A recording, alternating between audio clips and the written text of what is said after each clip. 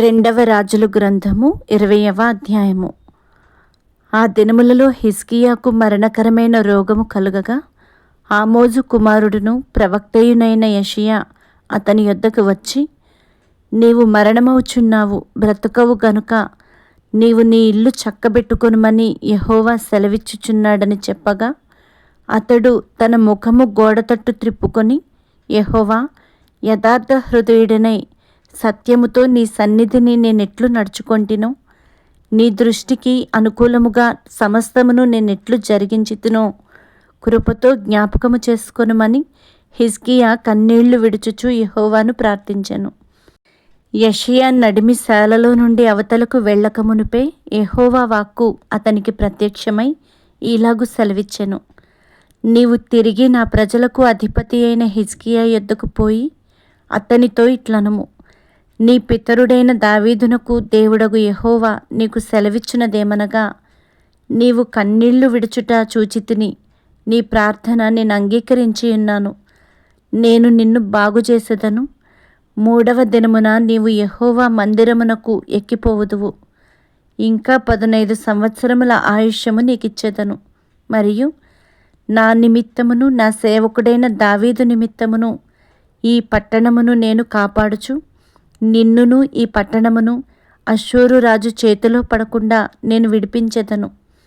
పిమ్మట యెషయా అంజూరపు పండ్ల ముద్ద తెప్పించుడని చెప్పగా వారు దాన్ని తెచ్చి కురుపు మీద వేసిన తరువాత అతడు బాగుపడెను.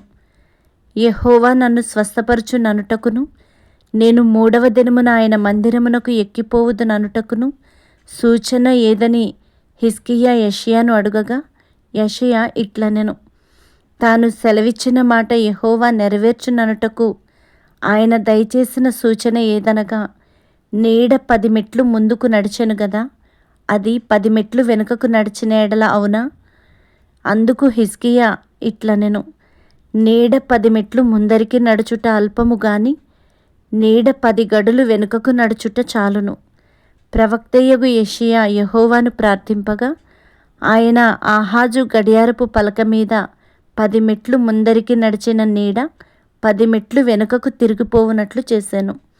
ఆ కాలమందు బబులోను రాజును బలదాను కుమారుడునైన బెరోదక్బలదాను హిజ్కియా రోగి అయ్యుండిన సంగతి విని పత్రికలను కానుకను అతని యొద్దకు పంపగా, హిజ్కియా దూతలు వచ్చిన మాట విని వారిని లోపలికి రప్పించి తన నగరునందేమీ రాజ్యమందేమీ కలిగిన సమస్త వస్తువులలో దేనిని మరుగు చేయక తన పదార్థములు గల కొట్టును, వెండి బంగారములను, గంధవర్గములను, పరిమళ తైలమును, ఆయుధశాలను, తన పదార్థములలోనున్న సమస్తమును వారికి చూపించెను.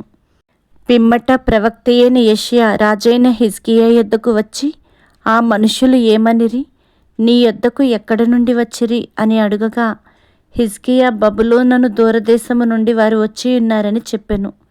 నీ ఇంటిలో వారు ఏమేమి చూచిరని అతడు అడుగగా, హిజ్కియా, నా పదార్థములలో దేనిని మరుగు చేయక నా ఇంటిలోనున్న సమస్తమును నేను వారికి చూపించి ఉన్నానెను.